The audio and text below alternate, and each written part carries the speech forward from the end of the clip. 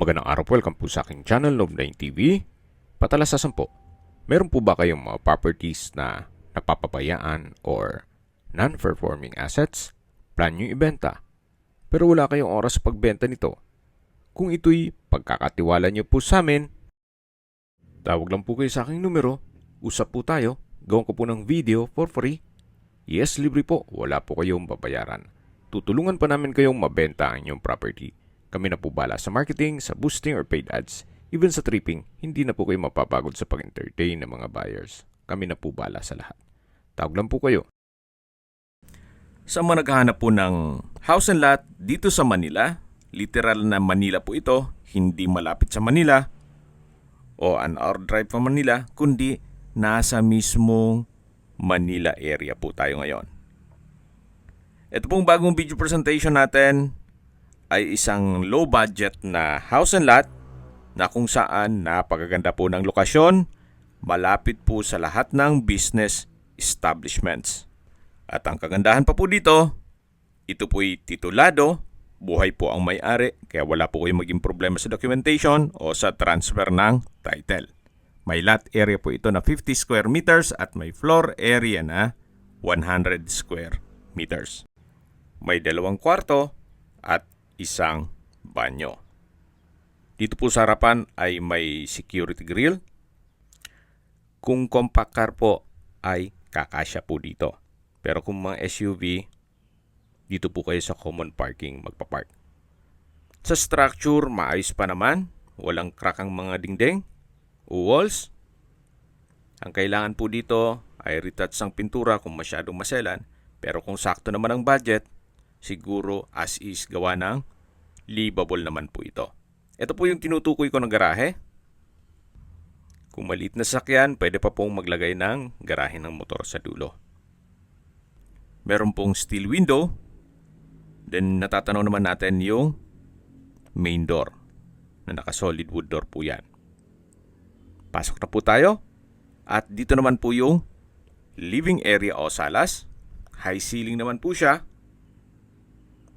Then nasa gitna yung hagdan at sa dulo yung dining at kitchen. Pati po yung common toilet and bath. Ito pong flooring ay wala naman po kayong ipapagawa. Maayos naman po siya. Ito po yung dining area at yung kitchen. May kitchen countertop, kitchen window, stainless sink and faucet, kitchen cabinet. Then meron na rin pong space para sa refrigerator. Dito naman po yung service area at common toilet and bath. So ito po, kung sakaling maselan, papalitan nyo lang naman dyan ang tile flooring at bathroom walls. Yan po yung pintuan para sa service area o pwedeng pwestohan ng washing machine. Tunghayin nyo po ulit itong kitchen, dining area, then yan yung hagdan na pwedeng lagyan ng understair storage at yung living area. Ito po yung hagdan, naka-wooden staircase, handrail at metal railing. Akyat po tayo, samahan niyo po ako. Ito pong hagdan, wala naman po kayong ipapagawa dito. Hindi na po may iwasan yung mga komento na kesyo luma na, pero po ang hirap pong maghanap ngayon ng property dito sa Metro Manila. Especially kung ang budget nyo ay below 5 million pesos. So dito na po tayo sa first bedroom. Malaki po ang espasyo. May customized steel window. Actually, kahit gawin nyo po itong boarding house, lagyan nyo ng 4 na double deck. Kikita po kayo dito. Then meron din pong wardrobe. From floor to ceiling po yan. At usable naman po. Lipat na po tayo dito sa kabila. Labas po tayo dito sa first bedroom. Ito po yung hallway. Yan yung hagdan. At ito naman po yung second bedroom. Pag-usapan na po natin ang distance, location at travel time. Mula po Pedro Hill, ito po'y walking distance lang. Kaya accessible din po ito ng public transportation. Mula naman po sa Quirino Avenue, ang distance is 1.2 kilometers at ang travel time is 6 minutes. Mula naman po sa Ayala Mall Circuit, ang distance is 2.5 kilometers at ang travel time is 11 minutes. Malapit din po ito sa Landers Otis, 3.1 kilometers at ang travel time is 11 minutes. At mula naman po sa Hospital ng Maynila, ang distance is 3.8 kilometers at ang travel time is 14 minutes. Mula naman po sa Polytechnic University of the Philippines, ang distance is 4.7 kilometers at ang travel time is 20 minutes. Mula naman po sa University Belt, kung saan nandun po ang UST, UE, National University, FEU, ang distance is 5.6 kilometers at ang travel time is 20 minutes. Mula naman po sa airport, ang distance is 11 kilometers at ang travel time is 22 minutes. Kung wala naman po kayong budget para sa isang modern townhouse na nag-range sa 15 to 20 million, you might consider this property. Si owner po binebenta ito sa halagang 4.9 million pesos net. Ibig kong sabihin, si buyer na po ang sasagot sa lahat ng taxes at expenses with regard to documentation.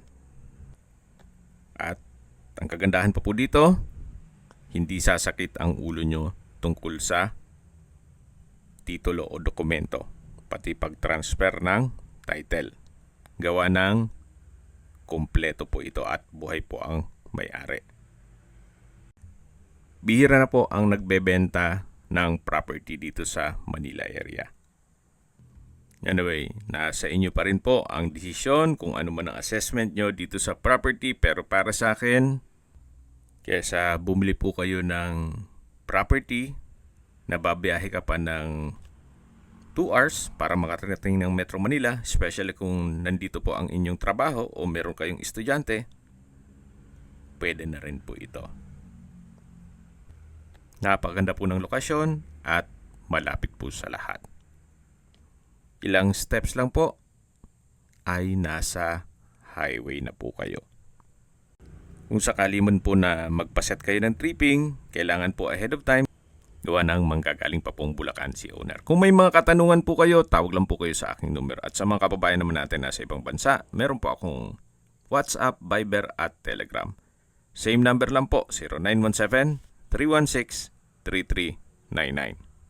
Sa mga nagtatanong naman po ng aming Facebook, meron po aming Facebook page na Nov9TV at Facebook Real Video. Meron din pong TikTok at Instagram. May ibang YouTube channel po kami, the Nov9TV channel, Nov9TV Listings, Nov9TV On The Spot, Nov9TV Updates. Sana po naibigyan nyo ang video presentation. Paki-like and subscribe na lang po sa aking channel para ma-update din po kayo sa aking future listings. Kung sakali po hanap nyo yung mas malaking sukat ng lupa, meron din po kami ibang listings na pwede nyong pagpilian. Huwag po kayong mag-atubiling tumawag sa amin. Then, let us know your budget para malaman namin kung anong property pwede naming ilog sa inyo. Sa lahat pong viewers, subscriber at nagtiwala po sa amin, salamat po sa suporta. Ingat po kayo lagi at yung pamilya. Maraming salamat po.